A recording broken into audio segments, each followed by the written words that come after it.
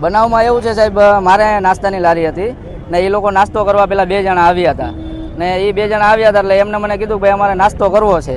એટલે મેં કીધું ભાઈ 10-15 મિનિટની વાર લાગશે, તમે ઘડીક બેસો, બરાબર, મારે બીજા જૂના ગ્રાહક છે એમને હું આપીને તમને આપું. એટલે એ લોકો બેઠા નહીં કે એ ગ્રાહક ભલે બેઠા કે પહેલાં અમને આપી દો, આવી રીતે કહીને મારી યારે માથાકૂટ કરવા લાગી અને ગાળો બોલવા લાગ્યા.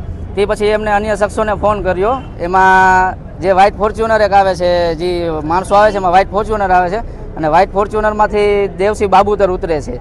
દેવસિંહ બાબુતર ઉતરે છે અને એના ભેગા 2 જણા બીજા હોય છે ને દેવસિંહ બાબુતર ગાડીમાંથી પાઇપ કાઢી અને એ શ્યામ બાબુતર અને કિશન સરસિયા ત્રણેય પાઇપ કાઢીને લોખંડના પાઇપ વડે મને અને મારા મિત્રને જે મારી સાથે કામ કરે છે એમને બંનેને મારવા લાગ્યા, ઢોર મારવા લાગ્યા.